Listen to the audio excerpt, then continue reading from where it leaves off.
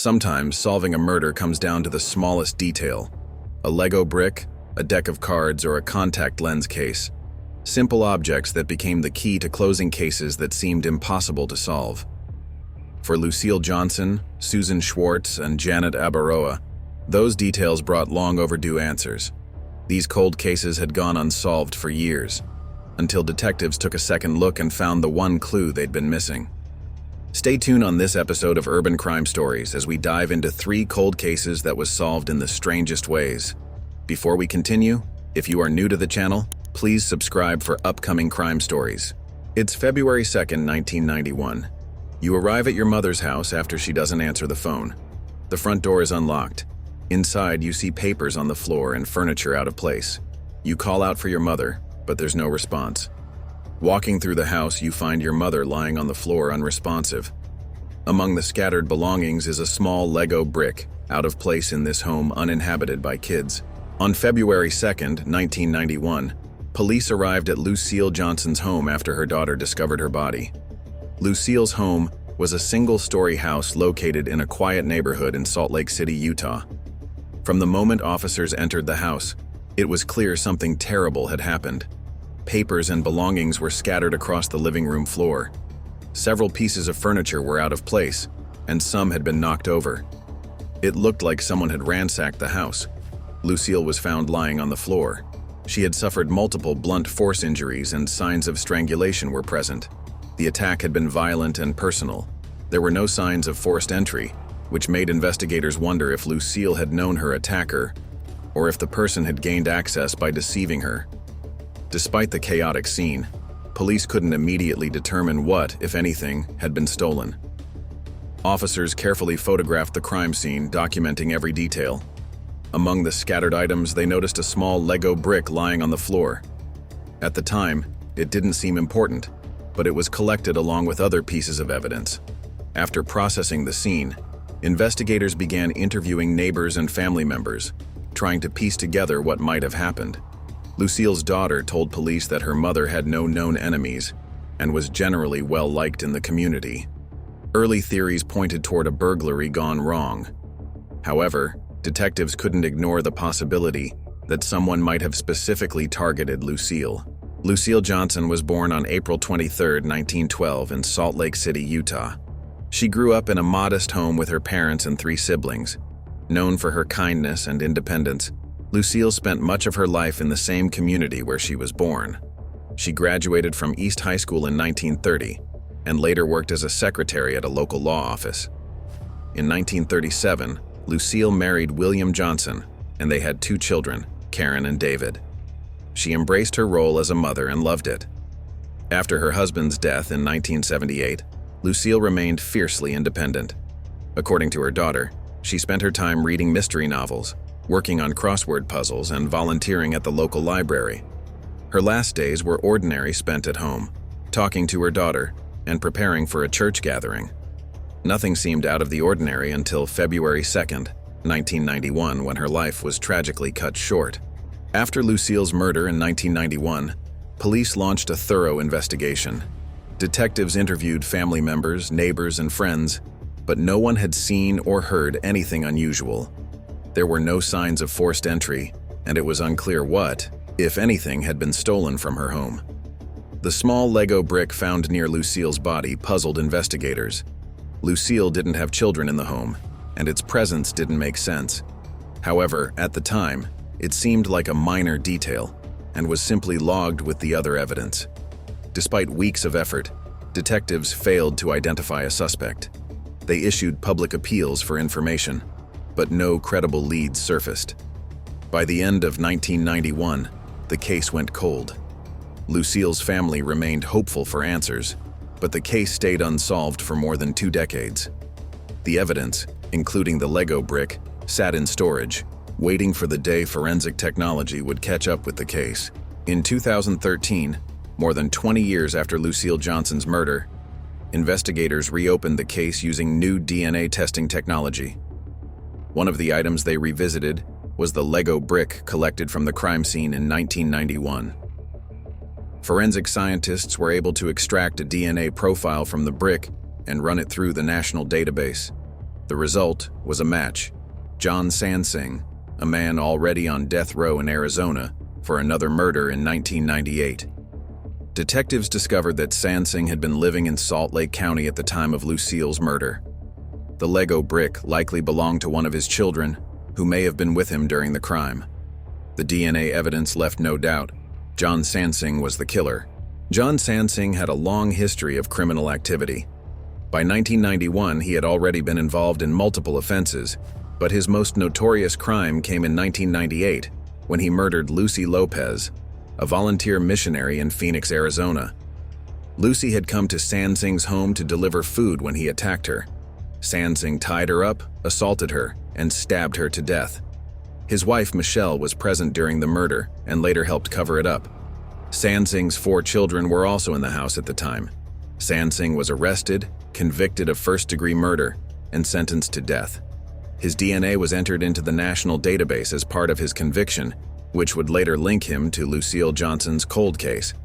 In 2013, the DNA from the Lego brick finally provided answers, linking John Sansing to the murder of Lucille Johnson. After more than 20 years, investigators officially solved the case. However, since Sansing was already on death row in Arizona for the 1998 murder of Lucy Lopez, he was not extradited to Utah for trial. Lucille's family finally received closure, though the pain of losing her remains. John Sansing continues to await execution on death row. Just like a simple Lego brick helped solve the mystery of Lucille Johnson's murder, another cold case waited for its breakthrough. This time, the key wasn't found at the scene. It was hiding in plain sight on a deck of cards, handed out to inmates in a prison. It's 2008, and you're an inmate in a Washington state prison. Time moves slowly, and in the long hours between meals and lights out, you've come across a deck of playing cards. But this isn't a normal deck. Each card features an unsolved homicide or missing person, a cold case waiting for answers. One day, as you shuffle through the deck, a card catches your eye. It's the Queen of Hearts. The card shows a picture of Susan Schwarz, a 25-year-old woman who was found dead in her Linwood home in 1979. The details of the case sound familiar, almost too familiar. You've heard something before, something about Susan's death. You decide to share what you know with investigators. That tip would change everything. After nearly 30 years, investigators would finally uncover the truth about who killed Susan Schwarz. And it all started with a simple deck of cards. On October 22nd, 1979, the quiet neighborhood of Alderwood Manor in Linwood, Washington, was shaken by the discovery of Susan Schwartz's body. A co-worker, concerned after Susan failed to show up for work, called for a welfare check. Inside Susan's home, investigators found a disturbing scene. Susan had been bound with her hands behind her back and shot in the head. The home showed no signs of forced entry, leading detectives to believe that Susan may have known her killer. Despite an extensive search for clues and numerous interviews, investigators were left with few leads. There was no clear motive, and forensic technology in 1979 wasn't advanced enough to help. For nearly 3 decades, Susan's murder remained a haunting mystery, with no answers in sight. Susan Schwarz was born in 1954 and grew up in Linwood, Washington. Friends and family described her as a kind and caring person who was always willing to help others. Susan worked as a medical assistant and was known for her strong work ethic and warm personality.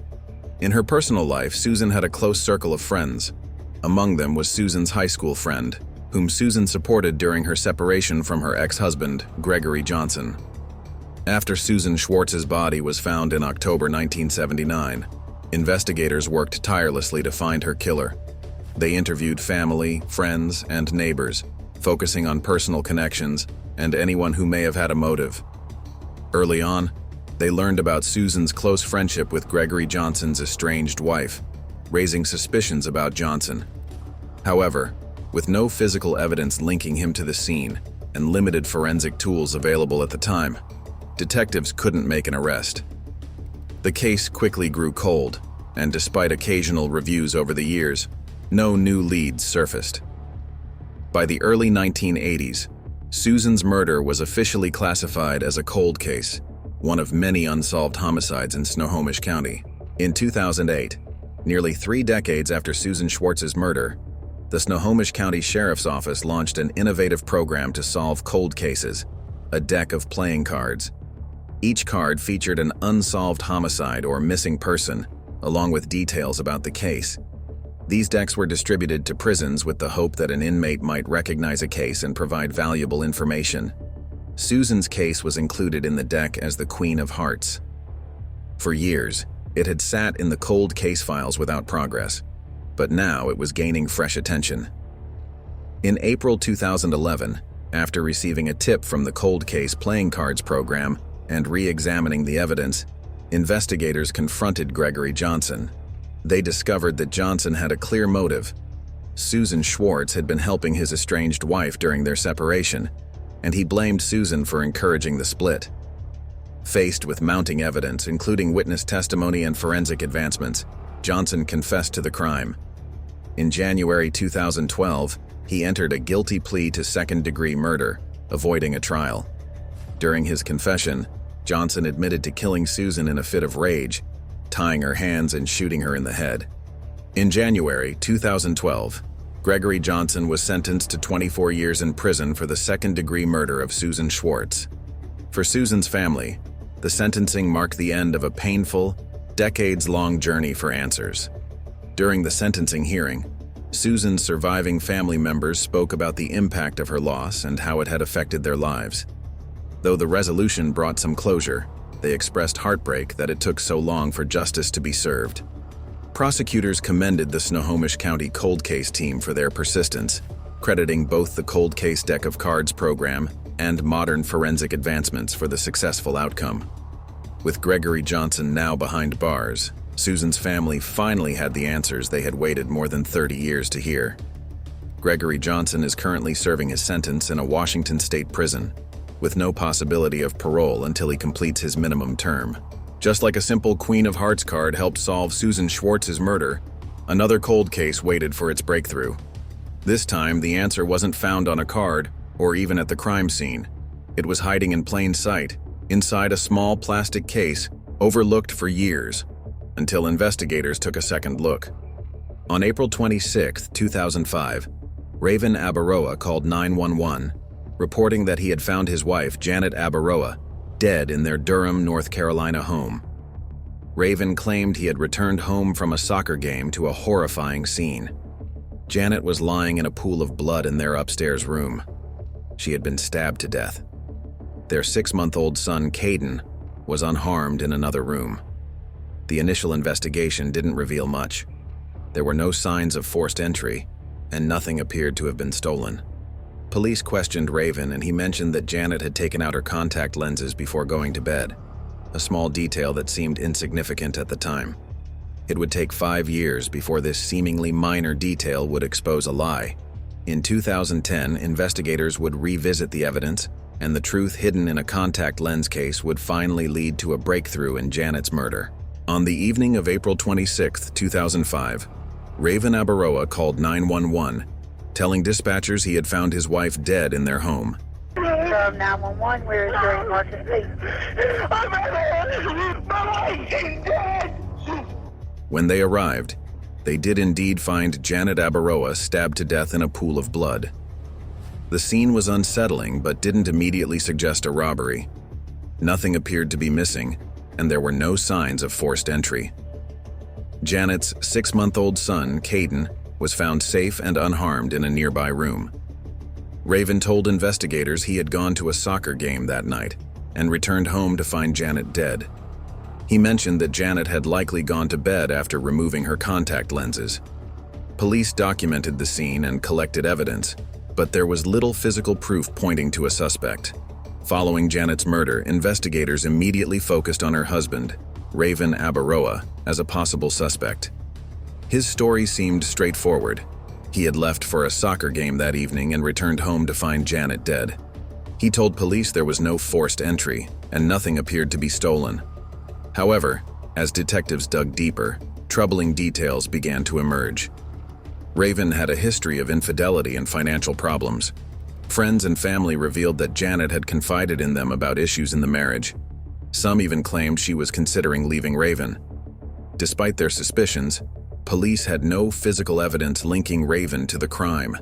Forensic tools available at the time were limited, and no DNA or fingerprints tied to the scene would make him suspicious, since it was his home too. With little else to go on, the investigation slowed. The case eventually went cold, leaving Janet's family devastated and desperate for answers. In 2010, 5 years after Janet Abaroa's murder, investigators revisited the case with fresh eyes. One seemingly insignificant detail from Raven's initial statement caught their attention.